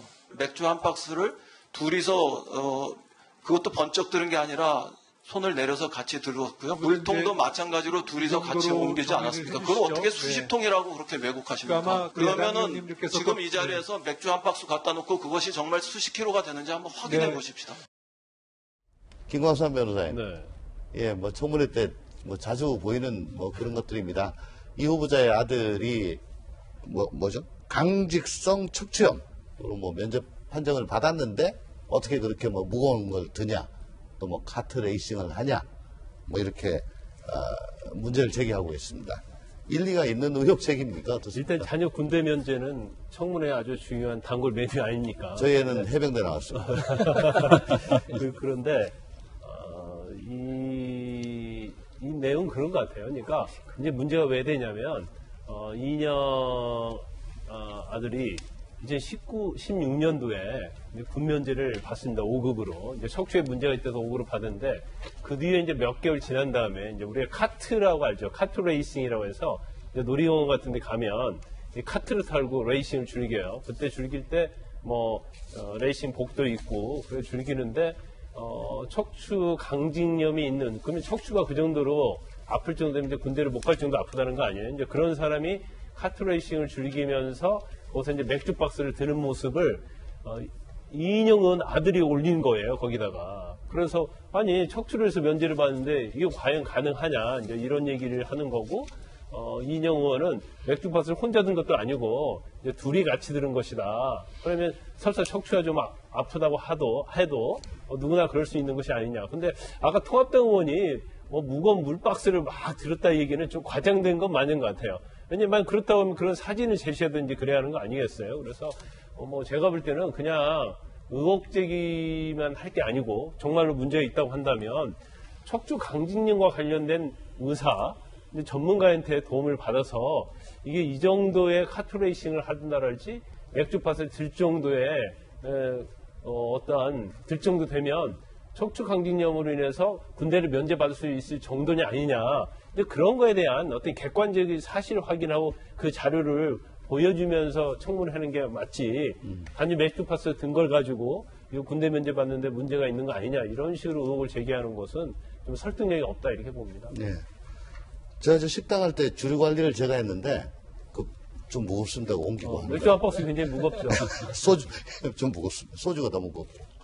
김수경 교수님, 우리 이인영 후보자가 평소에 저런 모습 잘 안 보이시는데 우리 아들 문제 거론하니까 상당히 좀 격앙된 그런 모습 보이신 것 같아요. 그쵸. 이제 일상에서는 이제 가족은 건드리지 마라 뭐 이런 얘기들을 막 이제 하잖아요. 근데 이제 청문회에서는 뭐 가족 얘기가 많이 나오죠. 뭐 아들의 병역은 아주 단골 메뉴고요. 뭐 어떻게 뭐 가족의 뭐 부동산 문제라던가 뭐 아내 문제까지 아주 다 들여다보게 되는데 이제 그런 것 같아요. 이제 솔직히 뭐 아들이 어떻게 살았냐, 아들이 뭐 카트레이싱을 했냐 안 했냐, 맥주를 팔았냐 안 팔았냐, 이게 도대체 장관 업무를 수행하는 거랑 무슨 관계가 있냐라고 생각하시는 분도 계실 것 같습니다만, 우리가 왜 가족에게 주목하느냐는 그의 정치 철학 혹은 그의 어떤 양심이나 이런 것이 실제 자기의 삶에서 실천되는지를 보겠다는 거거든요. 그렇기 때문에 아들 문제도 보고 가족 문제도 보는 거라서, 사실 저 자리에서 이제 이인영 장관 후보자가 아버지의 마음으로 좀 이해해달라고 다소 이제 굉장히 감정적인 호소를 했습니다만, 사실 아버지로 저 자리에 앉아 계신 게 아니잖아요. 그래서 요 문제만큼은 장관 후보자, 저분뿐만 아니라 어느 장관 후보자를 하더라도 좀 억울하게 추궁당한다는 생각이 들더라도, 저런 문제만큼은 좀 더 까다롭게 증명하고 얘기하고 또 우리가 따져 물을 수밖에 없다. 그런 부분을 말씀드리고 싶습니다. 다음 순서는 오늘의 핫플 시간입니다. 첫 번째 핫플, 부산이 기록적인 폭우로 물바다가 됐습니다. 곳곳이 침수되고 도로가 통제되는 등 막대한 피해가 예상됩니다. 두 번째 핫플요, 검찰이 최강욱 열린민주당 대표와 허위 인턴 확인서 발급을 뒷받침하는 물증으로 정경심 교수와 나눈 문자 메시지를 공개했습니다. 마지막 핫플, 트럼프 대통령이 중국 공관을 언제든 추가로 폐쇄할 수 있다고 밝혀서 미국과 중국의 갈등이 갈수록 악화되고 있습니다. 밤사이 부산 지역에 폭우가 쏟아지면서 피해가 속출했습니다. 현장에 나가 있는 취재 기자 연결하겠습니다. 내영진 기자, 비 피해가 심각했다고요?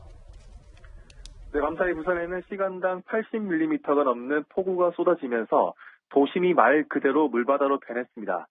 곳곳에서 피해가 속출했는데요. 어제 저녁 10시 18분쯤 부산 동구 초량 제1 지하차도에서 순식간에 불어난 물로 차량 6대가 잠겼습니다. 인근 도로에서 물이 한꺼번에 쏟아지면서 진입로 높이가 3.5m인 이 지하차도를 한때 가득 채운 건데요. 소방대원들이 차량에 갇혀있던 사람들을 구조했지만 60대대로 추정되는 남성과 30대 여성이 숨진 채 발견됐습니다. 차량이 물에 잠기면서 지하차도에서 미처 빠져나오지 못한 것으로 추정됩니다. 새벽 3시쯤에는 침수된 차량 안에서 50대 남성 1명이 숨진 채 발견돼 사망자는 모두 3명으로 늘었습니다. 이 밖에 산사태와 옹벽 붕괴, 주택과 지하차도 침수 등으로 79명이 고립됐다가 구조됐고 50여 명의 이재민도 발생했습니다. 침수된 차량도 140대가 넘습니다. 부산 도시철도 1호선 서부산역이 침수되면서 전동차가 무정차 통과하기도 했습니다. 오늘 새벽까지 119에는 모두 209건의 비 피해 신고가 접수됐습니다. 특히 해수면이 가장 높은 만조대와 겹치면서 저지대 침수 피해가 속출했는데요. 최근 계속되는 비에 지반이 약해진 점도 피해를 키웠습니다. 날이 밝으면서 침수 피해가 본격적으로 집계되고 있는데요. 피해 규모는 눈덩이처럼 늘어날 것으로 보입니다. 지금까지 부산에서 전해드렸습니다. 앞서 보신 것처럼 부산에는 밤사이 물폭탄이 떨어져 큰 피해가 많았습니다. 앞으로 비가 얼마나 더 올지 서울 광화문에 나가 있는 기상캐스터 연결해서 알아봅니다. 남혜정 캐스터 전해주시죠. 네, 지난 밤사이 무섭게 몰아쳤던 강한 비바람 때문에 잠 못 이루지 못한 분들 많으실 것 같습니다. 지금은 언제 그랬냐는 듯 잠잠해진 모습인데요. 지금 내륙 많은 지역에는 약한 빗줄기만 오락가락 이어지고 있고 서울은 지금 보시는 것처럼 소강 상태를 보이고 있습니다. 지금 강한 비구름대가 강원 영동 지역에 머물면서 강한 비를 뿌리고 있습니다. 밤사이 서울 경기 지역에도 많은 비가 쏟아졌습니다. 서대문구 연희동의 한 빌라 건물을 둘러싼 담장의 일부가 무너지는 사고가 발생했고 은평구 가련동에서는 오후 6시쯤 가로수가 쓰러져 교통 혼잡을 빚기도 했습니다. 인천 중구에서는 한 지하차도가 침수되며 차량이 물에 잠겼고 계양구에서는 가로수가 넘어져 인근 차량을 덮치는 안타까운 사고도 일어났는데요. 이렇게 강한 비바람, 고비는 넘겼습니다만 장맛비는 오늘도 계속됩니다. 서울 경기와 강원 영서 지역은 내일 오후까지, 강원 영동과 충청 이남은 모레까지 비가 이어집니다. 특히 동풍의 영향을 받는 영동 지역은 모레까지 400mm 이상의 물폭탄이 예보돼 있어 비상입니다. 강풍까지 동반돼 해안가에서는 강풍특보, 전해상에는 풍랑주의보가 발효 중입니다. 다음 주 월요일부터 주 후반까지는 또다시 장마전선의 영향을 받겠고 이후에는 장마전선이 서서히 물러날 것으로 전망하고 있습니다. 피해 복구 작업과 대비에 만전을 기해 주시기 바랍니다. 지금까지 채널A 뉴스 남혜정입니다. 네, 폭우로 침수된 부산역 지하차도에서 현재까지 모두 3명의 사망자가 발견됐다고 합니다. 김승규 교수님, 사망자들이 어떻게 갑작스레 비가 닥쳐가지고 피하지 못한 걸로 봐야 되겠습니까? 네, 그 지하차도가 이제 갑자기 물이 불어나면서 인근에 있었던 그런 모든 물들이, 빗물들이 그 이제 지하다 보니까 거기로 다 모이게 된 거죠. 그러면서 일종의 저수지처럼 갑자기 저 지하차도가 변해버린 겁니다.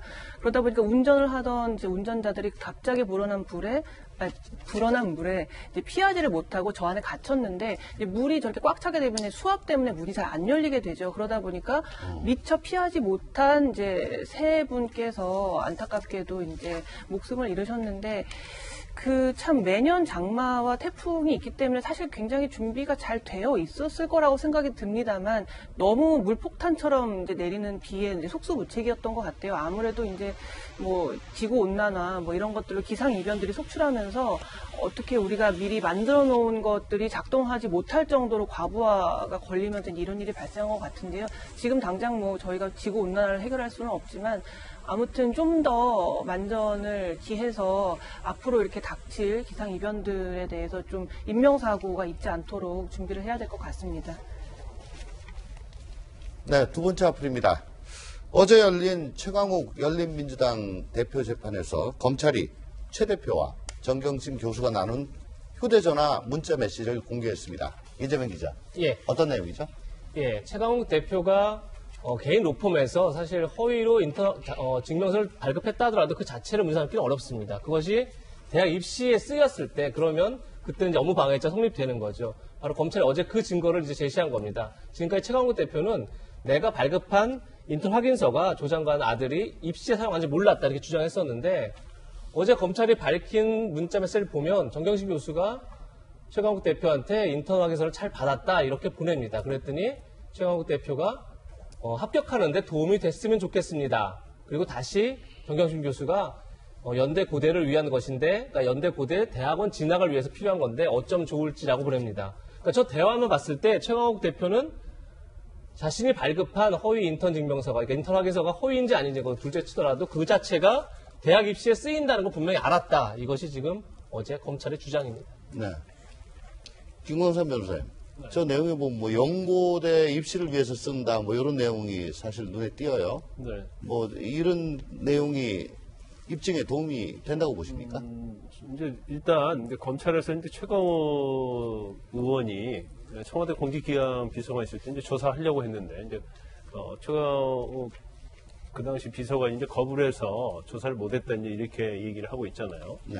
얘기하는데 이제 그런 것 같아요. 지금 혐의 자체가 2017년도 1월부터 10월 사이에 최강욱 의원이 근무했던 로펌에서 이제 인턴을 했다는 그 확인서를 정경심 교수한테 줬고 이것이 입시에 이제 쓰여졌다. 그런데 사실 이제 로펌에 인턴을 한 적이 없다는 거죠. 정경심 아들 조 씨가. 그런데 최강욱 의원은 그 당시에 인턴을 했다 이렇게 주장을 하고 있어요. 그러면 이제 누구 말이 사실이냐? 이제 검찰은 그런 거죠. 그 당시에 이제 문자 메시지를 들이대면서 여러 가지 정황으로 보면 근무하는 게 맞다. 그 중에서 약간 결정적으로 들이대는 것 중에 하나가 만약에 그 당시에 지금 2017년 5월에 로펌에서 근무하는 식으로 인턴 증명서를 보내줬는데 그 당시 문자 메시지를 보면 오랜만에 아들 조 씨의 목소리를 들었다는 취지의 문구가 있어요. 그러면 인턴으로서 법무법인에 와서 매일 근무를 하는데 목소리를 오랜만에 들었다는 것은 말이 되지 않지 않느냐. 이게 검찰 측의 주장이고 이제 증거로 낸 거기 때문에 뭐 이게 사실은 최강욱 의원에게는 굉장히 불리하게 작용할 가능성이 크다고 봐요. 그런데 이게 이제 불리하게 작용한다 하더라도 첫 번째 이제 허위냐 아니냐 이게 굉장히 첫 번째 관문이고 그러면 만약에 허위인 것이 드러났다 그걸 전제로 한다 하더라도 이게 입시에 쓰여질 걸 알았느냐 이제 문자를 보면 뭐 이렇게 아는 것처럼 보입니다. 근데 또 알았다 하더라도 이게 사실 이 인턴 증명서가 입시에 영향을 끼치는 어떠한 부분이 될 수 있느냐. 이게 또 중요한 부분이에요. 그래서 입시에 영향을 끼치지 않는 것 정도의 사소한 것이라고 하면 업무 방해 되지 않는 거죠. 그래서 법률적으로 굉장히 허위를 할지라도 유죄 무죄를 판단할 있어서는 여러 가지 장애 요소는 상당히 있습니다. 그 부분에 대해서 재판부가 이제 어떻게 판단할지는 저희가 두고 봐야 할 그런 대목이라고 봅니다. 예, 뭐 저도 할 말이 좀 있지만 앵커이기 때문에 오늘 참고요. 근데 정 교수가 아들의 대학원 합격을 위해 가지고 청탁을 한 정황도 어제 검찰이 공개를 했다고 합니다. 이재명 기자, 뭐 해당 증거가 뭐 어떤 것들이 있습니까? 예, 어제도 이제 서로 대화 오간 것들을 이제 검찰이 공개했는데요. 그러니까 2017년도에 연대 고대 대학원을 진학을 합니다. 이제 그 과정에서 그 전에 청탁이 있었다 이게 검찰 주장이고요. 그에 앞서서 그러니까 조국 전 장관 가족끼리의 채팅방이 있는데 그 안에서 합격 발표가 이루어지기 일주일 전에 미리 서로 축하하는 그런 대화가 있다는 겁니다. 그 얘기는 결국은 누군가가 합격에 힘을 쓴 거 아니냐 이런 이제 증거가 될 수 있다 이렇게 검찰은 주장하고 있는 거죠. 그리고 이제 그 전에 청탁이 이루어졌다 이런 걸 이제 검찰이 밝힌 건데 어떤 내용이냐면 정경심 교수가 서울대에 있는 한 교수에게 지금 아들이 2번이나 이제 대학원에 떨어지면서 군대에 가게 생겼다 이렇게 얘기를 하니까 그 교수가 자기가 아는 교수에게 얘기를 해서 추천을 해놓겠다. 그렇게 그러면 이제 아무래도 합격하는데 도움이 되지 않겠느냐 이런 식의 대화를 했다는 거고 그 뒤에 실제 이 서울대 교수가 그 자기가 얘기했던 해당 대학 교수에게 얘기한 거 자기가 이제 추천했다는 사실 자체는 본인도 인정을 합니다. 근데 다만 문제는 그것이 정말 합격에 어떤 영향을 미쳤느냐 거기에 대해서 서울대 교수는 옛 친구가 찾아와서 그냥 상투적으로 얘기를 전했을 뿐이다. 그래서 그쪽에서도 대수롭지 않게 받아들였고 실제 통화한 교수들이 면접에 참여하거나 대학원 합격에 영향을 미치지 않았다 이렇게 또 검찰 그러니까 법원에서 주장하고 있어서 실제 이게 어떤 청탁의 증거로서 아까 김광현 교수님 변호사님 말씀하셨지만 이게 실제 대학원 입시 어떤 부정 입학 이런 것으로 연결될지는 좀 지켜봐야 될 것 같습니다. 저는 이게 사법적 처리 문제를 떠나서 나와 있는 정황 증거들을 보면서 젊은 청년들이 느끼는 허탈감과 박탈감은 그대로 계속 이어질 수밖에 없다는 생각이 드는데요. 여기 문자 메시지 중에 하나에 2번 떨어지고 나니까 군대 끌려가게 생겼다라는 얘기. 군대를 끌려가는 게 아니라 대한민국 국민이면 누구나 줘야 되는 병역의 의무죠. 이런 표현을 고위공직자의 아내 그리고 조국 전 장관은 대한민국의 지성인으로 살아오면서 조국 전 장관이 보여줬던 대중에 대한 모습은 이런 내용과는 거리가 멀기 때문에 꽤 충격이다라는 얘기를 드리고요. 여기 이제 가족들 4명이 모여있는 단체 이 대화방에서 합격 일주일 전에 뭔가 이 통보를 암시하는 듯한 내용들을 바탕으로 이 문자 메시지가 대화방에 내용들이 오갔다고 하는데 그렇다면 어떤 경로로 이와 같은 일들이 이루어졌는지를 밝히는 게 굉장히 중요할 겁니다. 대학원에 입학하게 되는 이 한 명 한 명의 젊은 청년들의 노력을 바라보면은 조국 같은 아빠, 정경심 교수 같은 엄마를 두지 못한 청년들의 상대적 박탈감이 너무 커질 수밖에 없다는 이런 세간의 여론에 대해서 현 집권 여당과 정부는 좀 깊이 새기는 계기가 됐으면 좋겠다는 생각도 듭니다. 네, 세 번째 앞을 미국과 중국 간의 분쟁입니다. 휴스턴에 있는 중국 총영사관의 폐쇄로 악화일로인 미국과 중국의 관계. 중국의 강력한 반발에도 트럼프 대통령 물러나지 않고 있습니다. 들어보시죠. As far as closing additional embassies, it's always possible. President Trump has said enough. We are setting out clear expectations for how the Chinese Communist Party is going to behave. And when they don't, we're going to take actions. 김성규 교수님, 트럼프 대통령 정말 조금 이해가 좀 잘 안 되는데 언제든 중국 공간을 추가로 폐쇄하는 것이 가능하다. 뭐 이렇게 주장을 하고 있습니다. 대중압박 수위를 최고로 지금 올리고 있는데 중국도 그럼 가만히 있을 수는 없는 거 아니겠습니까? 사실 외교적 관행으로는 있을 수 없는 일이죠. 이렇게 갑자기 영사관을 폐쇄하면서 72시간 안에 떠나라. 라고 얘기를 하는 게 정말 그 미중의 갈등이 거의 최고조에 달한 것 같은데 그만큼 이제 트럼프 대통령이 11월에 대선도 있고 재선도 있고 하다 보니까 여러 가지 이제 여론과 이런 것들을 결집시키기 위해서 뭐 저런 제스처를 하는 걸 수도 있고요. 아니면 진짜 미중 간의 이 헤게모니 싸움이라는 건 사실 이번 트럼프 행정부에만 국한된 얘기는 아니고 결국 중국이 어떤 세계의 뭐 중심이 되고자 하는 그 열망을 꺾지 않는 한 아마 정권을 이어서도 수십 년간 계속될 거라고 보여집니다. 그리고 이런 상황에서 사실 한국의 입장도 굉장히 좀 난감한 부분이 없지 않죠. 어쨌든 뭐 북한 문제도 걸려 있고 뭐 우리나라 미국과의 관계도 중요하고 중국과의 관계도 중요한데 이제 그렇지만 또 한편으로는 그 가운데에서 우리가 굉장히 지정학적으로 어떤 우리의 가치를 높일 수 있는 기회가 될 수도 있다는 생각도 듭니다. 그래서 이러한 좀 혼돈의 시기에 한국 정부가 잘 이러한 기회들을 잘 엿봐서 우리의 외교력 같은 것들도 잘 정비할 수 있는 시간이 됐으면 좋겠습니다. 김영주 의원님, 과거 냉전 시대에도 뭐 이렇게 공간을 완전히 폐쇄한 건 좀 잘 못 봤고요. 페르조나 농그라타로 해가지고 뭐 72시간 내에 추방하고 뭐 이런 거 있었지 않습니까? 요번에 이렇게 극단적으로 공간을 폐쇄하는 그게 보니까 뭐 산업 스파이 뭐 이런 거라는데. 예, 그렇습니다. 이제 지금 이제 말을 얘기하면 지적 재산권의 절도 이렇게 얘기를 하고 있거든요. 그러니까 어떻게 연결을 하냐면 이것은 미국의 일자리를 중국이 앗아가고 있다. 사업상의 기밀을 중국이 빼가고 있다. 이렇게 얘기하기 때문에 그것을 단순히 외교의 문제가 아니라 미국 내의 일자리를 중국이 뺏어가고 있다는 논리로 하고 있습니다. 그것이 미국 대선과 연관되고 있고 휴스턴이라고 하는 것은 79년 이후에 미국의 하부 8개 주를 관장하는 총 영사관이 있는 곳입니다. 이제 그렇기 때문에 조지아, 뭐 루이지애나, 플로리다, 또 멕시코, 쿠바 이렇게 연결되어 있어가지고 실제로 그런 중요성이 있기 때문에 또 중국 역시 우한 그리고 홍콩 이런 쪽에 미국 공간이 스파이의 밀집 지역이다 이렇게 공격을 하고 있기 때문에 굉장히 앞으로 이것들이 더 엑스컬레이트 될 가능성이 있다 그렇게 보여집니다. 예, 오늘의 핫플까지 모두 짚어봤습니다. 저희는 60초 뒤에 돌아오겠습니다. 오늘 저희가 준비한 소식 다 전해드렸습니다.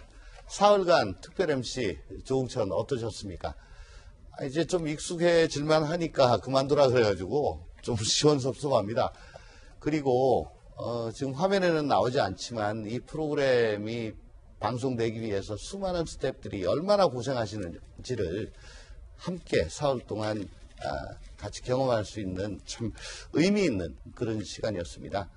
그리고 김진 앵커 참 대단하다 싶습니다.